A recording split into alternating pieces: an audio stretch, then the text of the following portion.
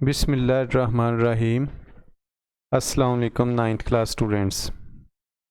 Physics के chapter work and energy के आज के इस लेक्चर में हम लोग पढ़ेंगे एनर्जी की इकसाम में mechanical energy, heat energy, electrical energy, sound energy, light energy, chemical energy, nuclear energy. तो शुरू करते हैं जी। एनर्जी मुख्तलिफ इकसाम में पाई जाती है।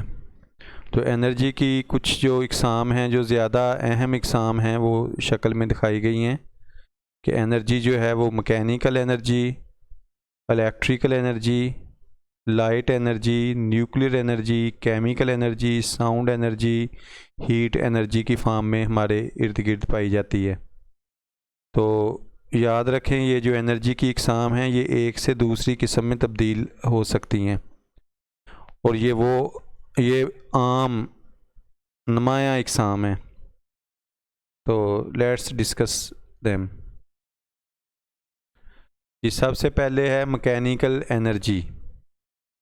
मैकेनिकल एनर्जी किसी भी बॉडी में उसकी मोशन या पोजीशन की वजह से होती है, या दोनों की वजह से भी हो सकती है। मोशन की वजह से जब ये हो तो ये काइनेटिक एनर्जी कहलाती है, पोजीशन की वजह से हो तो ये मैकेनिकल एनर्जी कहलाती है।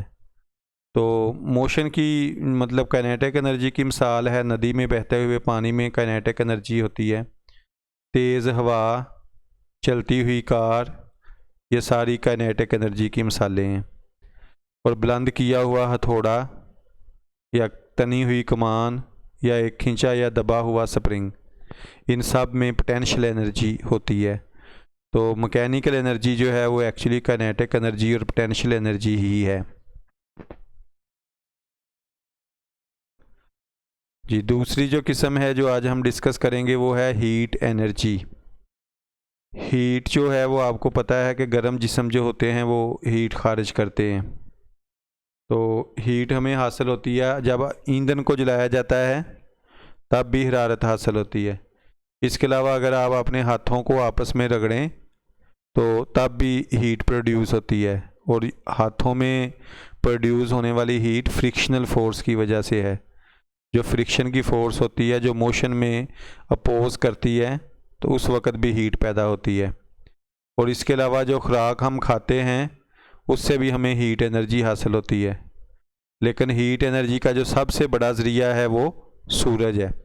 सूरज से हमें हीट एनर्जी सबसे ज़्यादा मिकदार में हासिल होती है।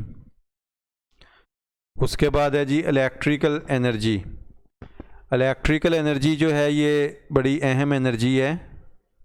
ये हमारे घरों में इस्तेमाल होती है, और इस एनर्जी की जो सबसे बड़ी खूबी है कि इसको एक जगह से दूसरी जगह बड़ी आसानी के साथ मुंतकिल किया जा सकता है। इलेक्ट्रिकल एनर्जी के जो मुख्तलिफ ज़राए हैं उसमें बैटरियां हैं, इलेक्ट्रिक जनरेटर्स हैं।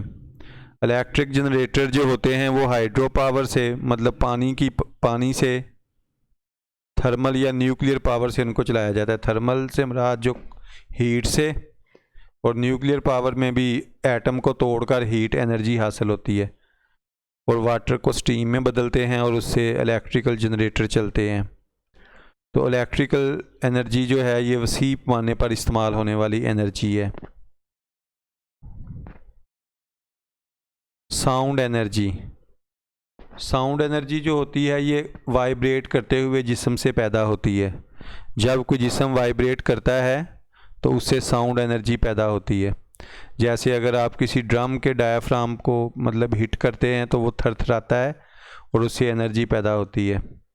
या इसकी कॉमन मिसाल ये है कि आप कोई भी स्टील का बर्तन लेके उसको उल्टा रखें और उसके ऊपर कागज़ के टुकड़े रखें और उसको आप चम्मच से स्ट्राइक करें, तो आप देखेंगे कि उस जिस्म के ऊपर पड़े जो कागज़ के टुकड़े हैं वो वाइब्रेट करते हैं।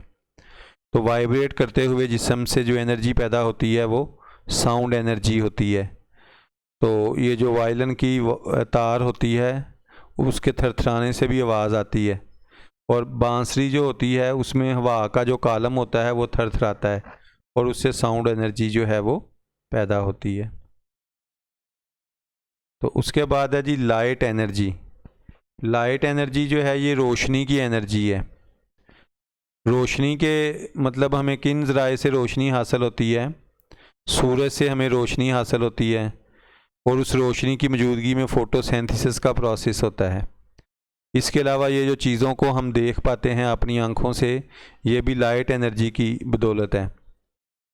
लाइट एनर्जी के जो मुख्तलिफ सोर्सेज हैं वो इलेक्ट्रिक बल्ब हैं, फ्लोरेसेंट ट्यूब्स हैं, और ईंधन जलाने से जब आग जलाते हैं तो हीट एनर्जी भी पैदा होती है और लाइट एनर्जी भी पैदा होती है। तो लाइट एनर्जी का ज़्यादातर हिस्सा जो है वो हमें सूरज से हासिल होता है और वो बड़ा अहम भी है क्योंकि उसकी मदद से पौधे अपनी खुराक तैयार करते हैं और वो खुराक जो है वो पूरे इकोसिस्टम में इस्तेमाल की जाती है। उसके बाद जी अगली जो एनर्जी की किस्म है वो है केमिकल एनर्जी। केमिकल एनर्जी हमारी खुराक में होती है, फ्यूल में होती है कि जो खाना हम खाते हैं उसमें केमिकल बांड होते हैं और वो केमिकल बांड जो हैं वो एनर्जी के हामिल हैं और जब डाइजेशन के दौरान वो केमिकल बांड्स टूटते हैं, डाइजेशन में तो खुराक टूटती है, रेस्पिरेशन के दौरान जो खुराक के अंदर केमिकल बांड्स होते हैं उनको तोड़ा जाता है और उससे एनर्जी हासिल होती है। इसके अलावा जो फ्यूल इस्तेमाल होता है, पेट्रोल वगैरह या गैस, सुई गैस वगैरह, तो इनको जलाने से जो एनर्जी हासिल हो रही होती है वो भी केमिकल एनर्जी है। मतलब लकड़ी, कोयले और कुदरती गैस को जब जलाते हैं तो उससे हीट और रोशनी खारिज होती है। इसके अलावा जो बैटरियां यूज़ होती हैं उन बैटरियों में भी केमिकल रिएक्शन के नतीजे में एनर्जी प्रोड्यूस होती है। तो जानवर जो होते हैं वो खुराक से एनर्जी हासिल करते हैं। ये सारी जो मैंने आपसे डिस्कस की हैं ये केमिकल एनर्जी की इकसाम है। उसके बाद है जी न्यूक्लियर एनर्जी। न्यूक्लियर एनर्जी जो है ये फिशन और फ्यूजन के नतीजे में हासिल होती है। फिशन क्या होता है?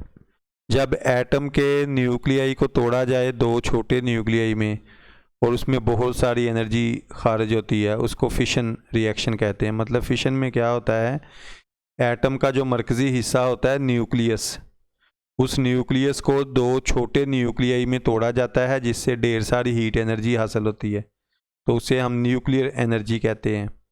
और फ्यूजन में क्या होता है? फ्यूजन एक ऐसा रिएक्शन है जिसमें दो छोटे न्यूक्लियस मिलकर एक भारी न्यूक्लियस बना देते हैं, तो उसे हम कहते हैं फ्यूजन। तो ये जो न्यूक्लियर एनर्जी होती है ये फिशन और फ्यूजन का नतीजा है और न्यूक्लियर एनर्जी जो है वो हीट और लाइट एनर्जी की सूरत में खारिज होती है। तो न्यूक्लियर रिएक्टर से खारिज होने वाली जो एनर्जी होती है उसको हम इलेक्ट्रिकल एनर्जी में तब्दील कर लेते हैं। मतलब कि न्यूक्लियर रिएक्टर से जो हीट एनर्जी खारिज होती है उससे वाटर को स्टीम में बदला जाता है और उस स्टीम से जनरेटर या टरबाइनों को टरबाइनें चलती हैं और टरबाइनों के साथ जनरेटर लगे होते हैं और उनके चलने से इलेक्ट्रिकल एनर्जी जो है वो बनती है। तो फिशन और फ्यूजन एनर्जी हमें सूरज से भी हासिल होती है। सूरज से जो हमें लाइट एनर्जी हासिल हो रही है वो भी न्यूक्लियर रिएक्शन का नतीजा है। लें जी, इसके साथ ही हमारा जो आज का लेक्चर था वो फिनिश हुआ। अल्लाह हाफिज़।